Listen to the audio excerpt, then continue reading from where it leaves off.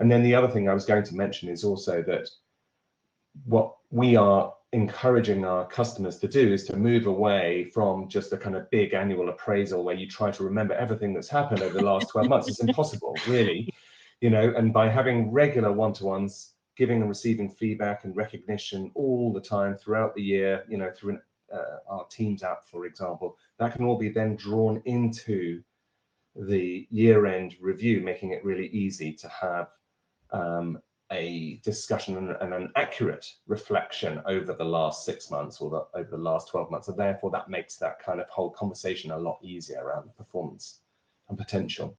We changed ours from potential to behaviours and for performance to results, which made a massive difference in terms of that kind of adoption and thinking about it. And then when we were creating the appraisal process, we had a series of competencies, and each of those then were interlinked between, is this a performance competency or is it a behaviours competency?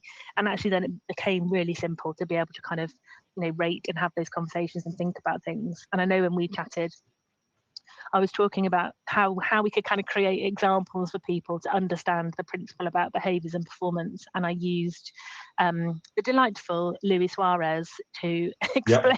Yep. So for anyone who doesn't follow football or doesn't know of Luis, if I showed you a picture of Luis Suarez, you'd probably say that he's known for biting. And that was the perfect example because he was the best scorer in 2013. He played for Liverpool at the time.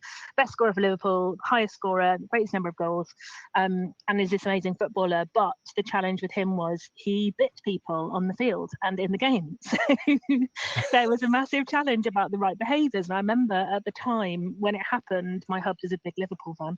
I remember saying to him, like, oh my God, this is like HR in the news. This is real. Like, they can't continue to play him now. Like, how do you have a player on the field who bites people? How do you do that? And of course, because it's football, he did get to play again.